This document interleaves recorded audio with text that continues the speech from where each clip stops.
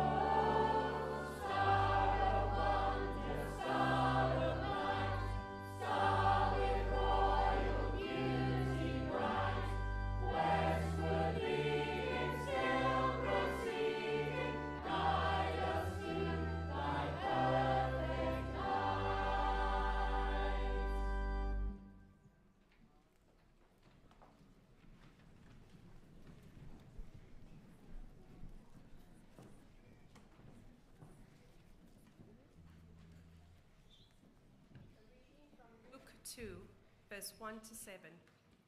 In those days, Caesar Augustus issued a decree that a census should be taken of the entire Roman world. This was the first census that took place while Quirinius was governor of Syria, and everyone went to their own town to register. So Joseph also went up from the town of Nazareth to Galilee, to Judea, to Bethlehem, the town of David, because he belonged to the house and line of David. He went there to register with Mary, who was pledged to be married to him and was expecting a child. While they were there, the time came for the baby to be born, and she gave birth to her firstborn, a son.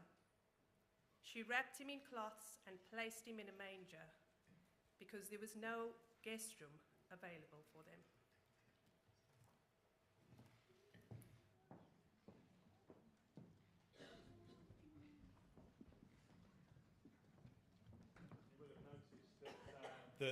This part of the service doesn't say carol. So the choir are going to perform a song for you now that you're all going to have the joy of listening to. And one of the things that I just want to draw your attention to is how new this song is.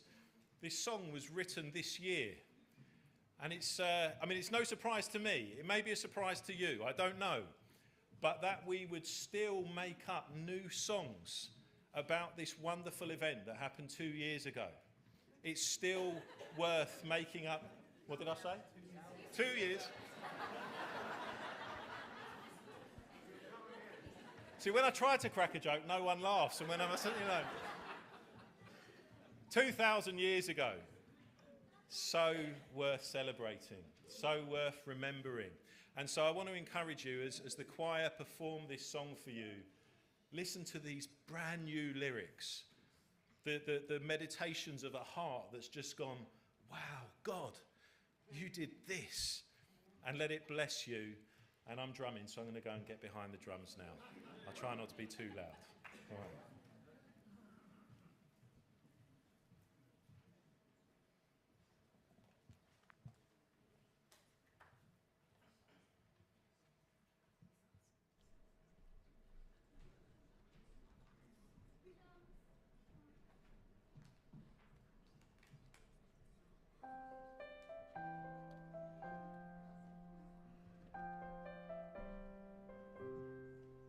Just a tiny nowhere town with a tiny no room in.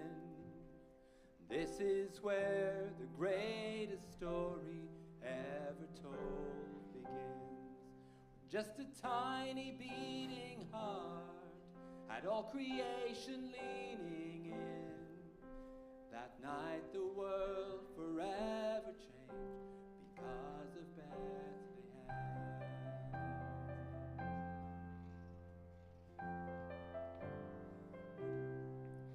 Where a star led to a stable, a baby's cry made angels sing, and the search to find a savior led to heaven's humble king. Where the wise men found the answer, the shepherds found the lamb, and I found my Emmanuel because of Bethlehem. Love is born, hope is here.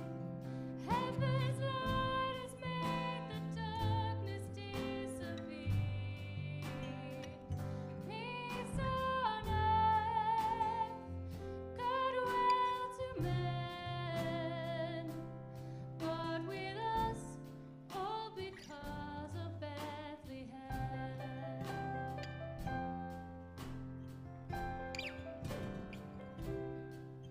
From a child in a cradle to a king upon a cross, he knew the road was leading him to pay a crimson cost. And when no other arms could carry the weight of all our sin, he took the fall, and it happened all because of Bethlehem.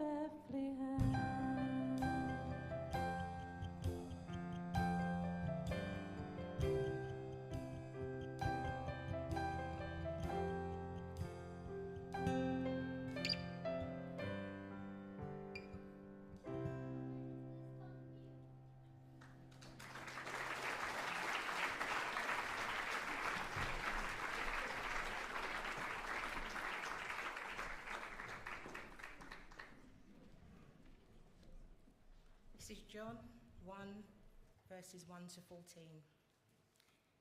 In the beginning was the Word, and the Word was with God, and the Word was God. He was with God in the beginning.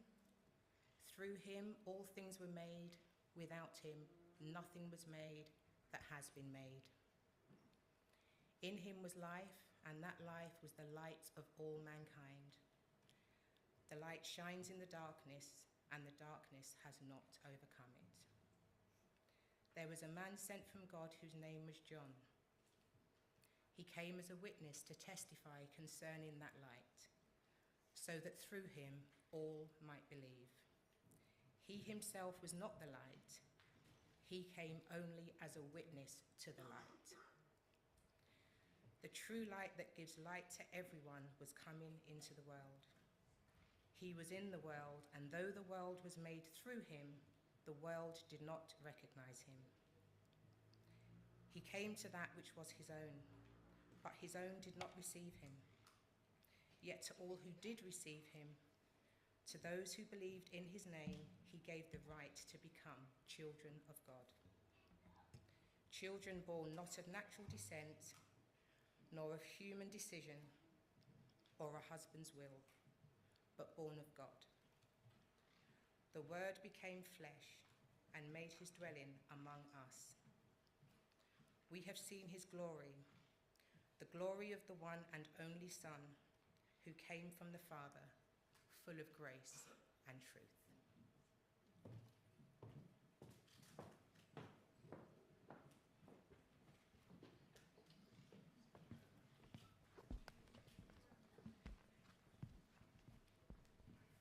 Whoa, that is a lot of people. I better not get this wrong. How could it be this hard? What should I get him for Christmas? Maybe you can help me. You know Sam, right? What do you think I should get him for Christmas? Oh, so you don't know Sam very well either.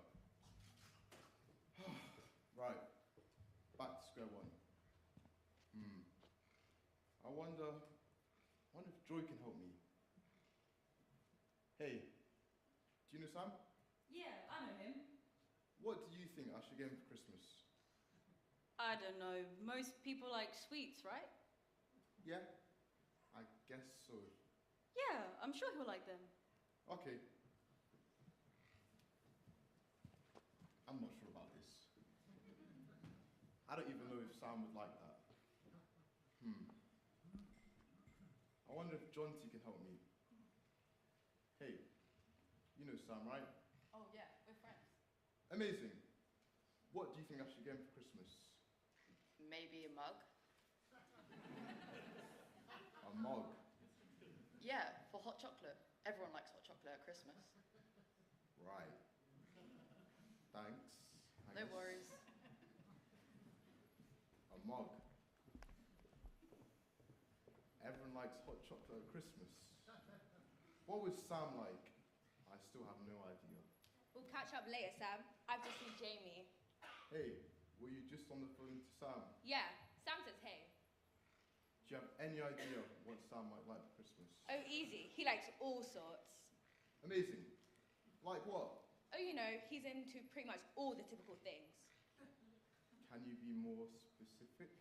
Wait, sorry, gotta go. My mum's calling me. I'm late for dinner.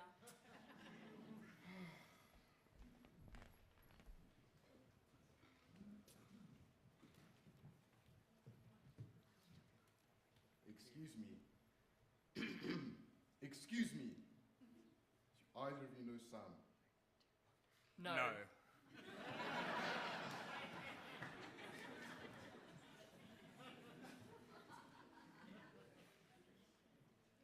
Any ideas? I have an idea. Maybe I can ask God. Hey God, it's me, Jamie. I hope this prayer finds you well. I've been wondering what to get Sam for Christmas, but I have no idea.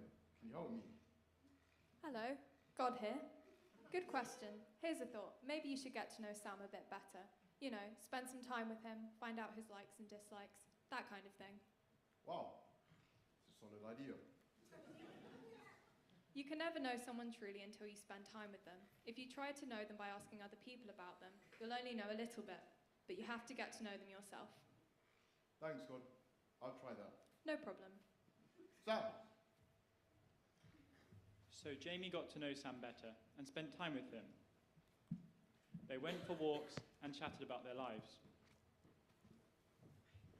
They invited others to join them. They had so much fun that they didn't want to keep it to themselves.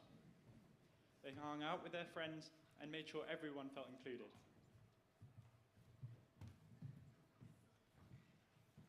They asked each other questions and made each other laugh with the answers.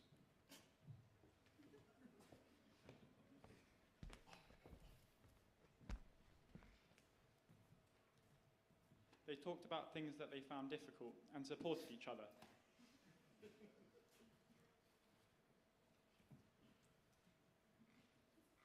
And when it came time for Christmas... Sam, I got this for you. Wow, thank you so much.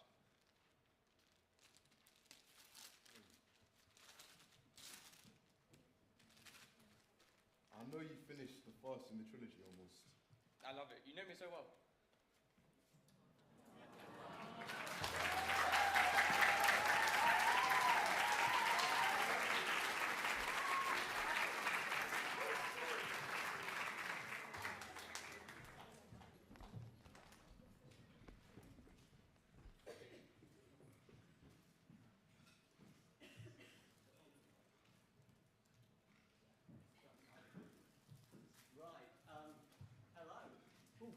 The light came on. I thought it just did that for you, Neil. I don't even know whether I've got the mic on the right way. My name's Jim. I just want to talk to you about two things. I want to talk to you about why Christmas is important to you, and I also want to tell you about a Christmas present that I once got. So those are the two things I'm going to do. But because it's me, I'm going to start off by talking about a present I once got. Okay, so I hope you're interested in this, because I am. So, what happened was, and I think you're going to have to travel back in time. Do you want to high-five me? Well done. We missed there. I want you to travel back in time, and if you know me, I've got children, but can you travel back in time beyond me having children? And my hair isn't grey at the time, and my brother and sister-in-law, who were students at the time, they're now married, they've got kids, so it was a long time ago. They got me something that I was delighted in for Christmas. And they arrived at the house that we just got, and they gave me and you should have included this in your sketch, a fish tank and 4 goldfish. Now, I think... Sorry, did someone laugh at that? Yeah, I didn't invite that. This is something important to me, but never mind. Anyway, I had this fish tank, and I was absolutely delighted. I was so delighted with this fish tank, but the present that they got me was a bit of a Mickey take, and I'm going to explain why. I had, I don't know whether it's months or years before, it was a long time ago. I'd gone up to, I was at Addington Fair, and I'm not an animals person at all. But I saw that there was a stall where you could throw these massive darts at massive cards, impossible to miss. And if you got your dart in the card, they gave you a goldfish. And I decided that that's what I needed at that time in my very early 20s. Or it might be mid-20s, I don't know. So I go up to the store and I play it. I missed the card, which was very difficult to do. So I played it again and missed again. And I think they felt very sorry for me, so they gave me a goldfish, which was ill. And I loved this goldfish, and I took it home, and because of lack of forethought, I didn't have a goldfish tank, so I had a Pyrex, what's it called, casserole dish, and I put the goldfish, I put water in it as well. I'm not totally stupid. And I put the goldfish in there, and the goldfish was very important to me, and it had a name, and its name was Brian. And I loved Brian. Brian lasted a week. It was silly. I don't think it was my fault. So anyway, I got given these goldfish, and I was delighted with them. And I gave them names. Do you want to know the names or not? No, someone just said, no, I'm not into it. Just for you, Brian and George. I've forgotten the other two. I think it was Steve and Alan. So I had these goldfish, and I looked after them. I loved them. And like the water needed changing. I changed the water. It had a lovely filter. You feed goldfish. It looks like tissue paper, but it smells. And you drop it in there, and you do that. So I did it. I was careful. I was very caring of my goldfish, and I looked after them. The other thing I did was when it was night time and it was dark, I used to go up and I'd watch the goldfish, and there's a little light just above the goldfish tank. I used to watch them swimming round. I found it very therapeutic. Anyway, so I had these goldfish, and the thing about goldfish is you want to get to know them a bit more, don't you? You just want to build up a bit of a relationship. You want to find out Brian, George, Alan, whatever the other one was called. Steve, well done, Steve, well done. So I did care about them at the time. But I just thought it'd be nice to get to know them a bit. What's it like to eat smelly tissue paper? Are you really Brian and Steve, or are you perhaps girl goldfish? I don't know. Also, they don't know anything about me. And they don't know what it is to be a maths teacher. They didn't know that. How could they share my experiences with me? And so what I decided to do was I applied my brain to this. And I decided this is what I needed to do to really build up that relationship with those lovely goldfish. I'd need to become a goldfish. And that, ladies and gentlemen, is why Christmas is so important. Because I'm telling you this, and you won't believe it, I can't become a goldfish. I can't. But God became a human being. God came down and he lived on earth. And we've seen him. You can know about Jesus. He was so kind. He was so kind. He showed compassion. He had fantastic moral teaching. He loved people. He healed them. He did miracles. He raised the dead. He did all of those things. But when he came down, it wasn't like me and the goldfish. It wasn't like I'll get to know them, they can get to know me. He already knew you. He knows how you're formed. He knows when you were born. He'll know when you die. He knows where you live. He knows everything about you. He knows what you've said and what you've thought, what you've done. He also knows what you've probably should have done. And all of those things actually cause a bit of a problem for us because we've got a perfectly holy, perfect God coming down into our world where we're really, how can we have relationship with him? But he loves you this much that he actually came down as a human being and he lived a perfect life. and he died for you.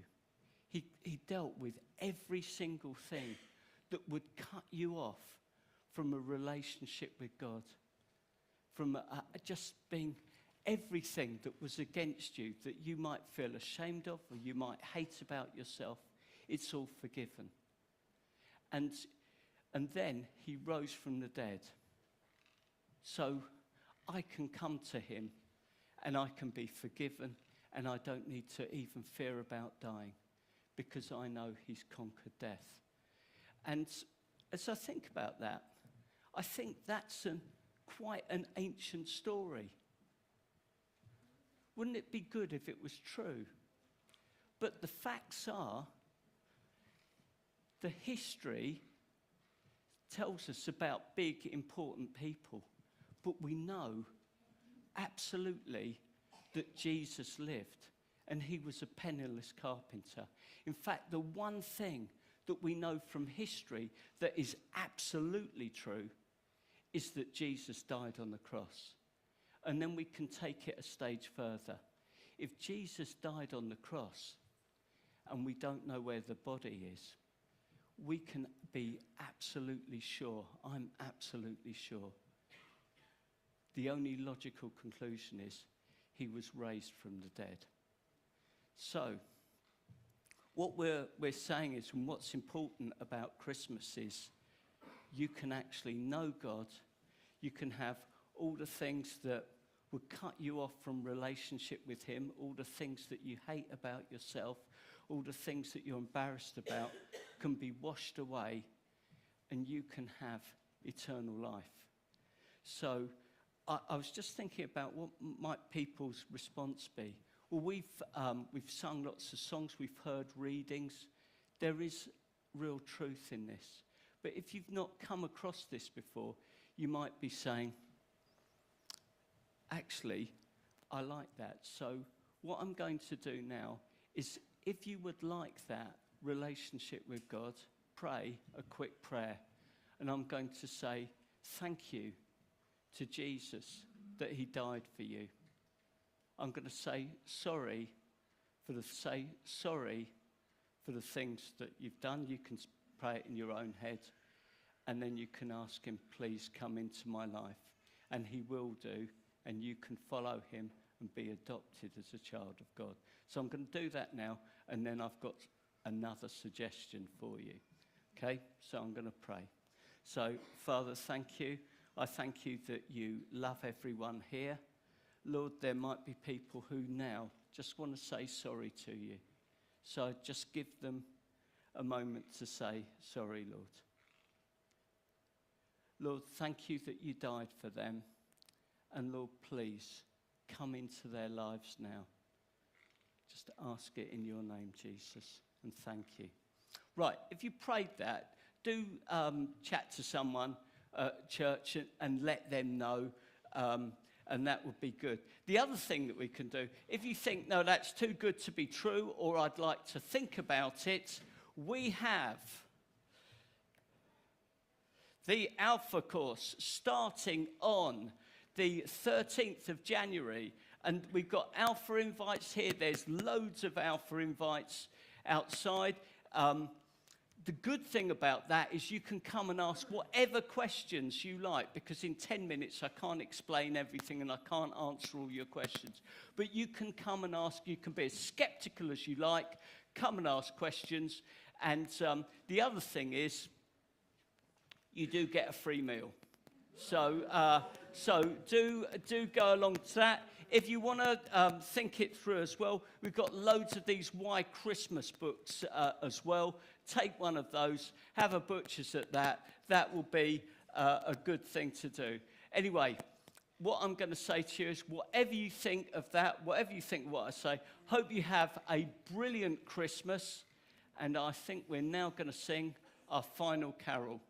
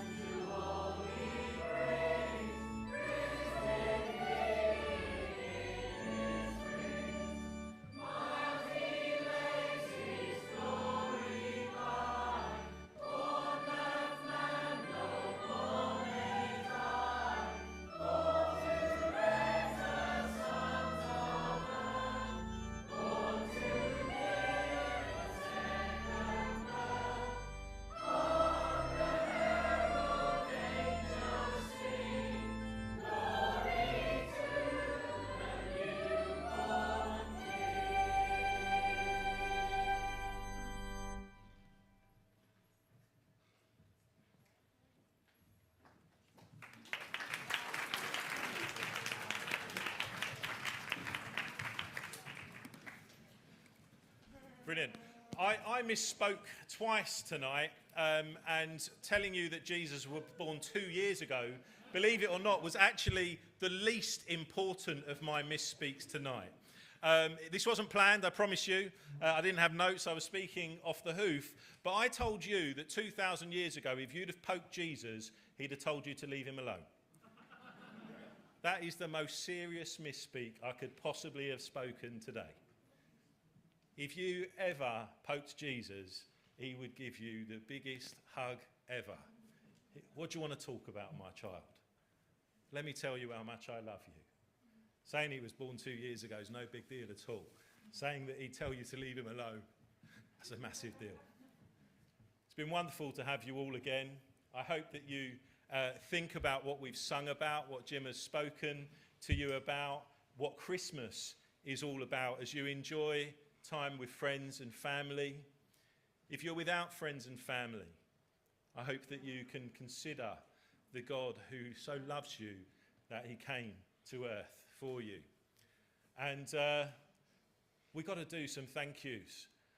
I'm bound to forget someone. Can I thank Karen and Ali and Jenny and all of the choir? Can we give them a big round of applause?